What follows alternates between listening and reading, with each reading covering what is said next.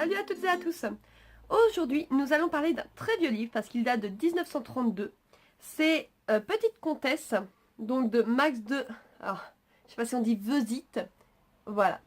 Donc comme vous pouvez voir, c'est les anciens livres qui sont avec les anciennes reliures, les feuilles jaunes qu'il fallait déchirer quand on commençait à le lire, etc. Alors, pourquoi je souhaite vous présenter un aussi vieux livre alors que je suis sûre que vous ne pourrez peut-être pas le trouver? Pour la simple raison qu'il m'a beaucoup touchée. Ça fait des années que je l'ai et je le relis assez souvent. Regardez comme là, hein. J'ai mis marque-page parce que j'ai recommencé à le lire. Enfin, ça fait au moins la 4e ou 5e fois que je le lis. Et qu'importe le nombre de fois où je le lis, le message me touche toujours autant. C'est l'histoire d'une jeune fille. C'est une jeune fille bourgeoise qui est enfermée dans un grenier par sa belle-mère.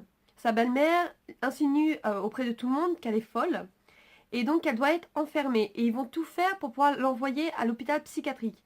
Sauf que un homme qui connaissait son père, alors je ne sais pas si c'est son oncle ou quelque chose comme ça, va la faire sortir de là en la faisant fuir. Enfin, il va faire en sorte de négocier avec le majordome, entre guillemets, qui est très attachée à la petite fille.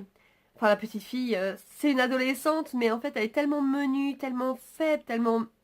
Voilà, elle mange pas à sa faim, elle reste enfermée dans le noir. Et le pire, c'est qu'elle se fait passer pour folle auprès de sa tante pour que sa tante la laisse tranquille. Et surtout qu'au moins, elle lui fait peur et sa tante ne vient pas souvent la voir. Enfin, sa tante, sa mère, sa belle-mère. Non, c'est sa belle-mère. Encore une fois, c'est la belle-mère, c'est pas la tante. Non, non, non. Donc voilà.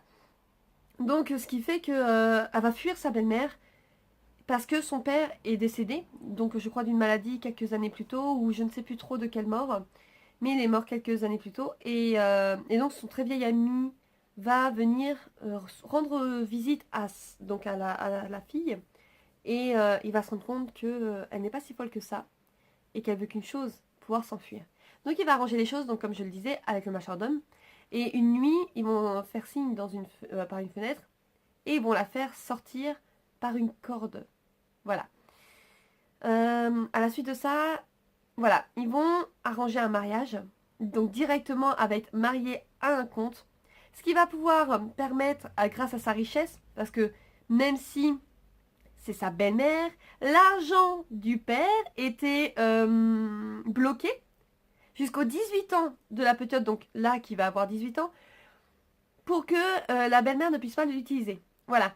Et donc, heureusement que tout ça va se mettre au fur et à mesure parce voilà, elle va se marier à ses 18 ans et récupérer donc l'argent que son père lui a laissé.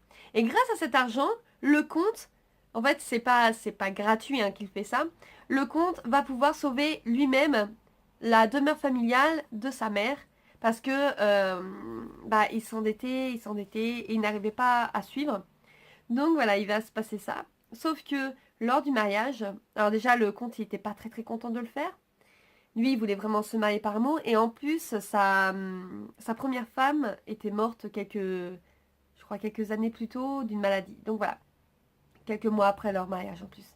Donc la mère du comte va voilà, un peu imposer à son fils pour sauver le nom de la famille et surtout le domaine familial, elle va lui imposer, entre guillemets, de se marier avec cette jeune fille-là et d'un côté faire une bonne action.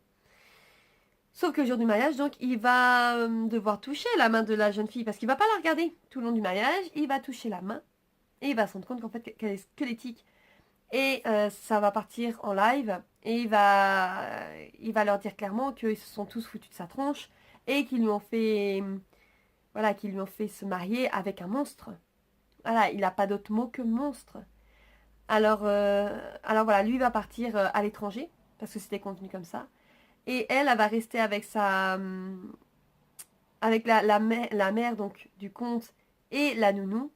Et la mère va confier la petite à la nounou et ils vont aller jusqu'en Allemagne sous un autre nom pour qu'elle puisse reprendre du poil de la bête. Voilà.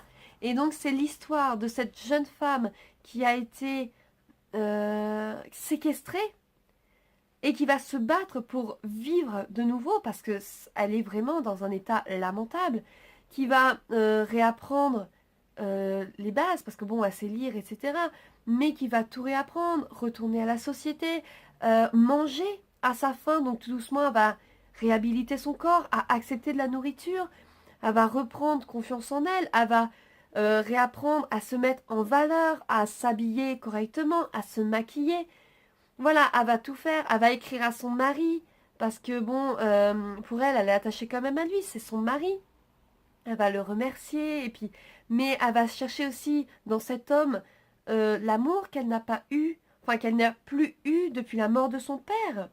Elle va chercher à le satisfaire. Alors donc, quand il ne lui répond pas ou que il l'envoie balader par ses missives, etc., ça va, ça va l'enfoncer totalement. Ça va l'enfoncer, mais elle va réussir à se battre contre cet homme qui ne veut pas d'elle, contre cette société qui a voulu que ça, l'enfoncer, contre sa famille, enfin voilà, contre sa belle-mère qui n'a voulu qu'une chose, son argent. Elle va se battre, se battre, se battre.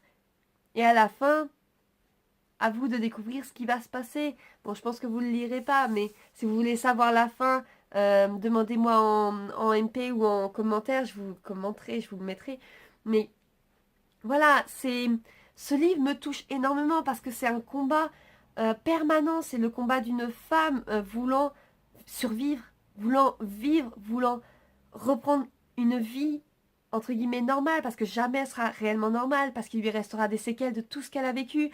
C'est vraiment un combat magnifique qui est décrit dans ce livre. Donc vous imaginez, il date quand même de 1932 et déjà on marquait dans les livres, moi je n'en ai pas beaucoup de plus vieux, hein, mais voilà, on voulait prouver aux gens que ces choses existaient et que ce n'était pas normal et que voilà, c'est des choses qui devraient être punies. C'est ce qui est marqué dans le livre, ça devrait être puni. Bon, la fin est belle parce que bon, voilà, c'est pas parce qu'on vit des horreurs que toute notre vie sera basée sur des horreurs. Donc heureusement qu'à la fin, l'auteur a su démêler l'histoire, a su faire en sorte qu'on... Voilà, que la jeune femme ait enfin le droit au bonheur parce que elle va se battre tout le long. Elle va se battre, je crois, pendant 2 ans, ou 1 an ou 2 ans, elle va se battre pour pouvoir, voilà, trouver le bonheur et être aimée, tout simplement. Voilà. Donc, comme vous avez pu le voir, c'est vraiment un livre qui me tient énormément à cœur. Si vous le voulez, je peux le prêter. Par contre, voilà, il faut vraiment y faire attention parce qu'il est vraiment, voilà, c'est vraiment un livre que j'aime énormément. J'avais cru le perdre, sincèrement, je m'en étais voulu. Je croyais l'avoir prêté à quelqu'un qui ne me l'avait pas rendu. Enfin bref, toute une histoire. Et sincèrement, c'est vraiment un livre que je vous conseille.